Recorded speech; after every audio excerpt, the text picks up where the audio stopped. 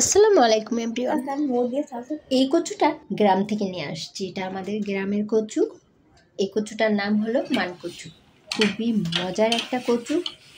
এই কচু দিয়ে আজকে আমি নতুন একটা রেসিপি দেখাবো। আশা করি আপনাদের সবার ভালো লাগবে। রেসিপিটা যদি ভালো লাগে তো একটা সাবস্ক্রাইব, লাইক, কমেন্ট, শেয়ার করে দিবেন।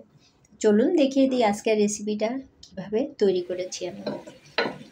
প্রথমে কচুটা ছোট ছোট পিস করে কুটে নিয়েছি, নিয়ে হালকা একটা সিদ্ধ দিয়েছি। সিদ্ধ হবে কিন্তু এটা যেন একদম গলে না যায়, তাহলে কিন্তু মাংসের সাথে ভালো লাগবে না। তারপরে এক বাটি পেঁয়াজ দিয়ে দিলাম, আদা রসুন আর গোটা গোটা কয়টা পেঁয়াজ, হলুদ, মরিচ, জিরা, ধইনা, মাংসের মশলা, তেজপাতা, গরম মশলা, পরিমাণ মতো লবণ, সব কিছু দিয়ে ভালো করে মশলাটা কষাই নেব।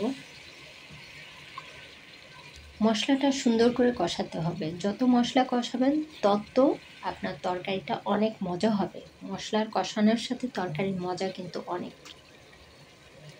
বেশি। প্রায় মশলাটা কষানো শেষ, কারণ এই যে তেল তেল উঠবে উপর দিয়ে, মশলার উপর দিয়ে।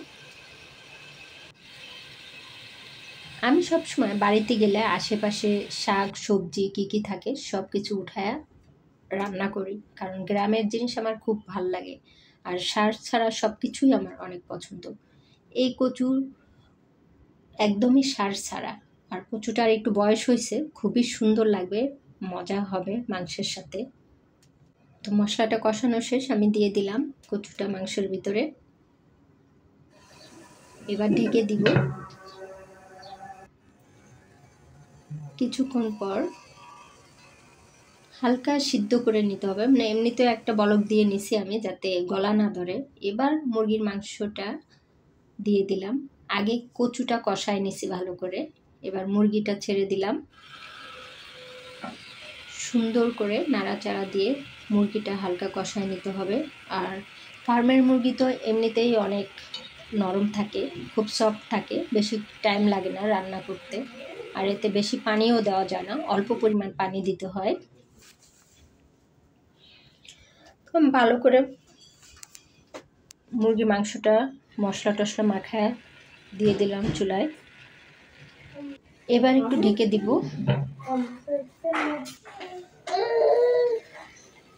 একটা বলক তুলে নিয়েছি, দেখেন অনেক সুন্দর করে কষাইছি। আর এতে কিন্তু বেশি পানি দিব না আমি, কারণ এমনিতেই কচু আদা সিদ্ধ হয়ে গেছে। এখন এমনভাবে কষাইতে হবে, লাড়াচাড়া দিতে হবে জানি কচুটা গলে না যায়। গলে গেলে কিন্তু একদমই মজা হবে না তরকারিটা। আলতোভাবে নেড়ে দিলাম তরকারিটা, কারণ প্রায় অলমোস্ট কষানো শেষ। আমি এটাতে অল্প পরিমাণ একটু ঝোল দিব, একদমই খুব অল্প। সব কিছু সিদ্ধ হয়ে গেছে, হাফ গ্লাসের মতো পানি দিয়ে দিব, কারণ সব কিছু সিদ্ধ হয়ে গেছে। হালকা একটু মাখা মাখা হবে, ঝোল ঝোল। খুবই মজার কচুটা। আমি তো কচু ভয়তেই খাই না যে গলা ধরে আমার, কারণ আমি একটু ঝগড়াটে, তো প্রচুর গলা ধরে সবাই বলে।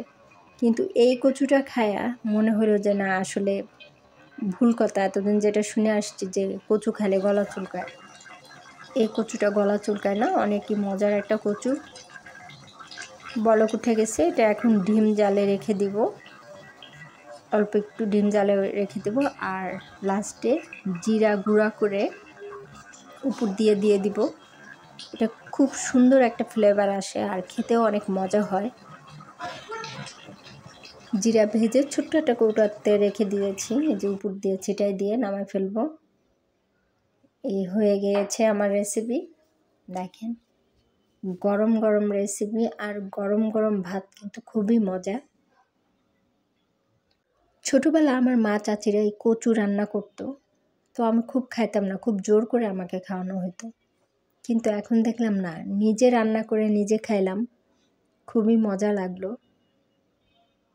আর সবার সাথে শেয়ার করলাম। আমার চ্যানেলটা একদমই নতুন, যদি আমার রেসিপিগুলো ভালো লাগে তো প্লিজ একটা সাবস্ক্রাইব, লাইক, কমেন্ট, শেয়ার। সবসময় ভালো ভিডিও ছাড়ার চেষ্টা করি, হয়তো অত ভালো হয় না, তবুও ছাড়ি। সামনে আরও ভালো ভিডিও ছাড়ার চেষ্টা করব, সুন্দর সুন্দর রেসিপি ছাড়ব। সবাই ভালো থাকবেন। আল্লাহ হাফেজ।